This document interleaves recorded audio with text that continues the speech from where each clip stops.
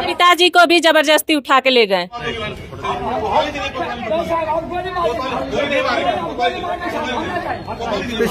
DDC तुरंत निकल कर आए, तुरंत हमें थापड़ से मारने लगे। न्याय के बदले हमको थप्पड़ मिल रहा है, यही सही है। अरे ले चलिए ना, आप क्या कर रही हैं? तो सिपाही क्या बोल रहे हैं कि जेल जाना चाहते हो कि घर जाना चाहते हो? तो हम बोले कि हम जेल जाना चाहते हैं, क्यों हमें डीडीसी मारे हैं, इसका हमें डीडीसी जवाब दें। मैं बार बार न्याय की गुहार लगा रही हूँ, मेरी प्रॉपर्टी भी जा रही है, हम लोग दर दर की ठोकरें खा रहे हैं। मेरे पिताजी और माताजी हम लोग को कितने नाज से पाले, यही दिन दिखाने के लिए कि कार्यालय में जाओ थप्पड़ खाओ घर आओ। वो दबंग पार्टी है, उनके पास पैसा है, हम लोग गरीब हैं, लेबराना और मजदूरी सब करते हैं, इसीलिए हम पैसा नहीं दे पाते हैं। अधिकारी पैसे पे बिक रहे हैं।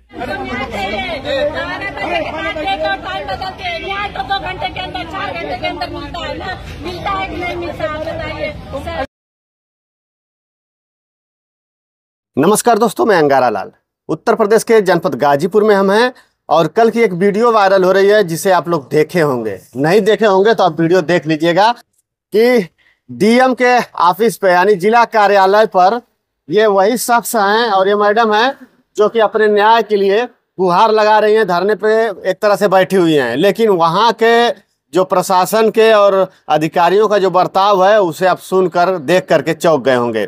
ये वही शख्स हैं जिन्हें ऑफिस के अंदर थप्पड़ मारा गया। ये बता रहे हैं कि ऑफिस के अंदर थप्पड़ मारा गया और इन लोगों को और इनके पिताजी शायद थे, उन्हें जबरदस्ती उठा करके उन्हें बाहर पुलिस के द्वारा धक्का दे दिया गया। बताइए, ये लोग पीड़ित हैं, न्याय के लिए जाते हैं सरकारी दफ्तरों में, लेकिन वहां न्याय नहीं मिलता है, जबरदस्ती ने धक्का देकर बाहर कर दिया जाता है। क्या कुछ मामला, क्या कुछ हुआ, बातचीत करेंगे। सबसे पहले आपका स्वागत है, नाम बताइए अपना। नाम मेरा ऋषिकेश यादव है।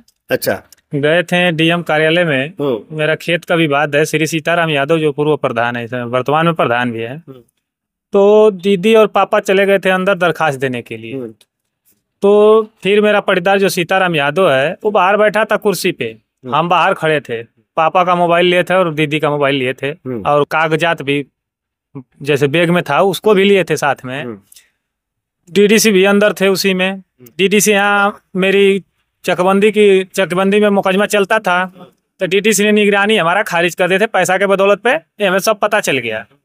फिर उसके बाद उनसे हम मिलने के लिए गए थे हम पापा, तो डीडीसी बोले कि अरे रामो जी, आप ही की निगरानी खारिज हो गई, बहुत बड़ा गलती हो गया है।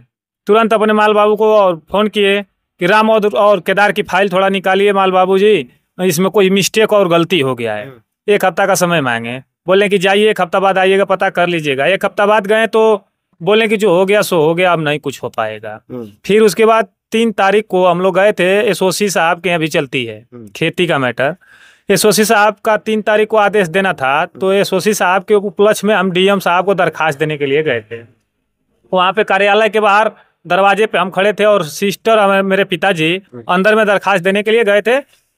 डीएम साहब नहीं थे उस कार्यालय में, एसडीएम साहब थे और डीएम के पद पे डीडीसी आयुष चौधरी जी बैठे थे। फिर मेरा पटीदार तुरंत उठ के गया, मोबाइल ना जमा किया, ना उसकी मोबाइल जमा हुई और ना कोई प्रशासन उसको रोकी, डायरेक्ट अंदर गया और डीडीसी को तुरंत बोला कि वो बाहर वीडियो बना रहा है। हम वीडियो भी नहीं बना रहे थे। डीडीसी तुरंत निकल कर आए, तुरंत हमें थापड़ से मारने लगे। मारते वक्त हम पूछे कि सर क्यों मार रहे हैं, तो बोल रहे हैं कि वीडियो बना रहे हो। वीडियो बना रहे थे, वीडियो नहीं बना रहे थे, मोबाइल लिए थे 2 और बैग में कागज लिए थे। फिर हमको धक्का मुक्की सभी लोग करने लगे और अंदर बरियाई से हमें घुसाने लगे कि चलो तुम्हें चालान करवाएंगे, तुम्हें जेल भेजवाएंगे, ले चलो इसको अंदर समझाते हैं, ये करेंगे वो करेंगे। फिर उसके बाद डीडीसी तुरंत वहां से भाग गए। फिर मेरा पटीदार जो सीताराम यादव प्रधान है वो अभी उनके साथ ही चला गया। फिर उसके बाद उनका जो डीडीसी का सिपाही है वो हमें कॉलर पकड़ लिया और मोबाइल हमारा छीन लिया। बोला कि इसका लॉक खोलो, गाली गुप्ता सभी लोग दे रहे थे, बोला कि इसका लॉक खोलो। हम लॉक बोले कि हम लॉक नहीं डाले हैं, सिंपल लॉक है, ऊपर ठेल दीजिए, मेरा मोबाइल खुल जाएगा। सिपाही मोबाइल चेक किए, मोबाइल में कोई वीडियो नहीं था। तो सिपाही क्या बोल रहे हैं कि जेल जाना चाहते हो कि घर जाना चाहते हो? तो हम बोले कि हम जेल जाना चाहते हैं, क्यों हमें डीडीसी मारे हैं, इसका हमें डीडीसी जवाब दें। फिर उसके बाद सिपाही बोला कि जल्द से जल्द यहाँ से भाग जाओ, न तो तुम्हें चालान करवा देंगे। तो हम बोले कि ठीक है, हम धरना देंगे, हम भागेंगे नहीं, यही डीएम कार्यालय के सामने बैठेंगे जब तक हमें न्याय नहीं मिलेगी।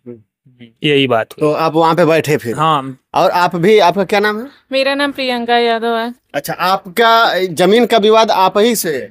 जमीन का विवाद मेरे पिताजी से, मेरे जन्म से पहले 35 वर्ष से ये जमीनी विवाद चलता आ रहा है। हमारे पिताजी कैसे हम लोग को पाले पोसे हैं, रोड पे गर्रा माटी करके खाने के लिए हम लोग मोहताज थे। मेरे पिताजी एक ठो पानी भी नहीं पीते थे। ऐसे दिन वो जो वर्तमान प्रधान है, उन 25 वर्ष से प्रधानी उन्हीं की सत्ता में है, जो चाहते हैं वो करते हैं, मनमानी करते आए हैं शुरू से। आज कहाँ नेताजी लोग सो गए हैं? उन लोग को दिखाई नहीं दे रहा है कि क्या हम गांव की बहन बेटी नहीं हो कि देश की बहन बेटी नहीं हो। हमारे दर्द को कोई नहीं समझने वाला है, अधिकारी से लेकर नेताओं तक। मैं कहना चाहती हूँ, क्या मैं इस देश की नागरिक नहीं हूँ? हमारा परिवार नहीं है? अपना दर्द बयां करने के लिए जा रही हूँ कार्यालय में, तो वहाँ थप्पड़ मारा जा रहा है, न्याय के बदले हमको थप्पड़ मिल रहा है। यही सही है? इस पे नेताजी लोग कोई पक्ष नहीं ले रहे हैं। बताइए। अच्छा, आप गई थी, बैठी थी, मैं देखा था आपको महिला पुलिस जीप में उठाकर लेकर जा रही थी। महिला पुलिस कह रही थी मैम चलिए आपको न्याय दिलाया जाएगा। वो हमको क्या पता था कि वो ले जाके बैठाएंगी, तो मैं गई भी नहीं की होती वहां से।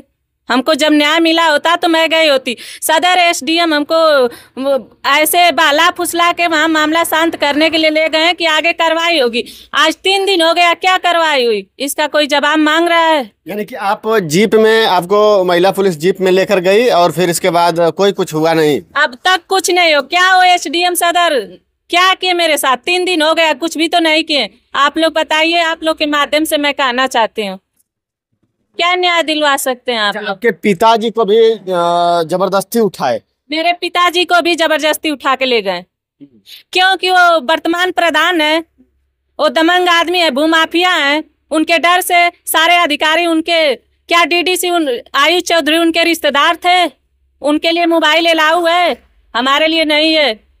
क्यों मैं देश की नागरिक नहीं हूँ? यही मुझे नेताजी लोगों चाहे अन्य अधिकारीगण मुझे इसी का जवाब दे, क्या मैं इस देश का नागरिक नहीं हूँ? मुझे न्याय नहीं मिलना चाहिए? मैं बार बार न्याय की गुहार लगा रही हूँ, मेरी प्रॉपर्टी भी जा रही है, हम लोग दर दर की ठोकरें खा रहे हैं। मेरे पिताजी और माताजी हम लोग को कितने नाज से पाले, यही दिन दिखाने के लिए कि कार्यालय में जाओ, थप्पड़ खाओ, घर आओ। आप ही लोग बताइए। अच्छा, न्याय में किस तरह का न्याय आप लोगों को चाहिए? हमको न्याय चाहिए कि हमारी जमीनी विवाद है उसको सुलझाया जाए, और डीडीसी क्यों मारे इसका जांच किया जाए सीसीटीवी कैमरे के माध्यम से। देखिए, सही बात है। और आज के दिन में आए दिन इस तरह की घटनाएं हो रही हैं। इस तरह के जो जमीनी विवाद हैं वो काफी जो है तूल पकड़ ले रहा है और वो विवाद का कारण बन जा रहा है। और ये सिर्फ कारण है अधिकारी जो कि अपने ईमानदारी पूर्वक काम को, अपने ईमानदारी पूर्वक जो है फर्ज नहीं निभाते हैं, जिसकी वजह से आपस में विवाद होता है, लड़ाई होता है, झगड़ा होता है, और यहाँ तक कि एक दूसरे के लोग मर्डर कर देते हैं। और यह सिर्फ कारण केवल अधिकारियों की। ये चाहते हैं कि डीडीसी हमें क्यों थप्पड़ मारे और सीसीटीवी कैमरा में कैद है, उसको जांच कराई जाए और मुझे न्याय चाहिए। मेरा 1/2 का हिस्सेदार है पापा, वो जो है उसका हमें न्याय चाहिए। अच्छा, कहीं ऐसा तो नहीं ना कि आप जो है आपको न्याय नहीं मिल रहा है और इसकी वजह से आप जो है झूठा आरोप लगा रहे हैं? झूठा आरोप नहीं लगा रहे हैं, सीसीटीवी कैमरे की जांच कराई जाए। हम झूठा आरोप नहीं लगा रहे हैं, और नहीं मेरा न्याय होगा तो हम आत्महत्या कर देंगे। आत्महत्या करने से क्या होगा? करने से यही होगा कि जब हमें कहीं ठिकानी नहीं मिला, कोई अधिकारी, कोई नेतागण हमसे पूछ ही नहीं रहे ना, मेरा न्याय ही हो रहा है, तो क्या करेंगे? यहाँ धरती पे रह के, भारत में रह के मैं क्या करूंगा?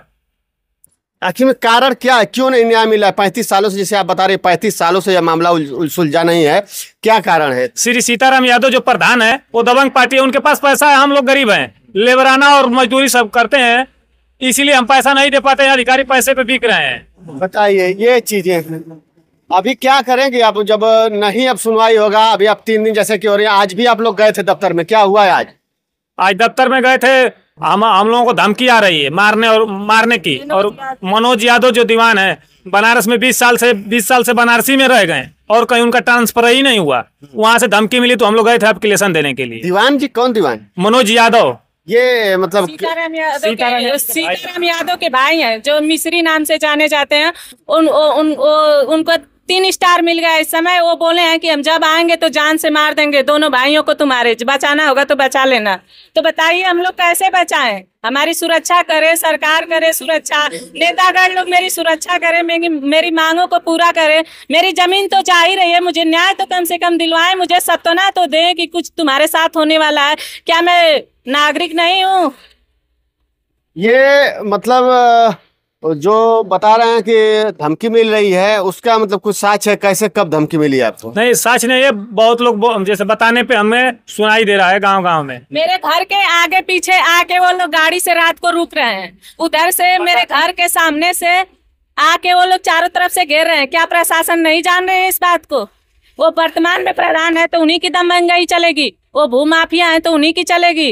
एक विद्यालय के नाम से 5 विद्यालय चलाते हैं। क्या वो सरकार अंधी है? नहीं देख रही है कि सीताराम यादव कैसे आदमी है? नेता लोग नहीं जानते हैं कि सीताराम प्रधान जो है क्या कर रहे हैं, वर्तमान में क्या स्थिति है इनकी? उनको जांच नहीं करना चाहिए अधिकारियों की कि इतना बड़ा दमंगई किसके साथ होता है? हम लोग गरीब आदमी हैं, हम लोग के पास पैसा होता ना तो आज वर्तमान प्रधान भी नहीं और डीडीसी अधिकारी क्या कोई मेरे पे हाथ नहीं उठा सकता। नहीं, आप जैसे करें, आप लोग को धमकी मिली, कोई दूसरा कह रहा है पर्सन, तो हो सकता है आप लोग को विवाद करने के लिए, आप लोग को लड़ाई झगड़ा करने के लिए। उस ढंग के वो व्यक्ति है ये है, उस ढंग के वो व्यक्ति है ये है। आप जाके जांच कर लीजिए मौके पे। चलिए देखिए, तो अब जांच के बाद ही पता चलेगा कि कौन दोषी है और कौन दोषी नहीं है। और दोषी क्या, ये मतलब कह रहे हैं कि आरोप लगा रहे हैं कि हमें जो है अंदर ऑफिस में थप्पड़ मारा गया। तो जांच का विषय, जांच के बाद जांच जब, अब क्या कहा जाए, इस समाज में और आज के शासन सत्ता में क्या हो रहा है वो सभी लोग जानते हैं कि कौन सही है और कौन गलत है। लेकिन अपने न्याय के लिए अभी न्याय नहीं, थप्पड़ मिल रहा है। अभी जिस तरह से धमकी मिली है तो आप लोग एप्लीकेशन दिए हैं? हाँ, दे दिए।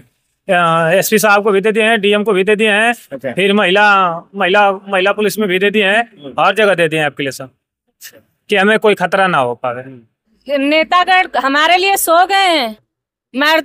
मैं नासिरुद्दीनपुर ग्राम सभा की हूँ। क्या मेरे परिवार के लिए कोई नेता नहीं है? हमारे परिवार वोट नहीं देते हैं। मतगणना के समय हमारे परिवार से मिला जाता है, उसके बाद वोट गया काम बनी अपनी, जनता जाए बाहर में। ये नेताओं का भी मतभेद है ना। चलिए दोस्तों, बस इस वीडियो में इतना है, फिर मिलते हैं अगले वीडियो में। तब तक के लिए धन्यवाद। जय हिंद, जय भारत।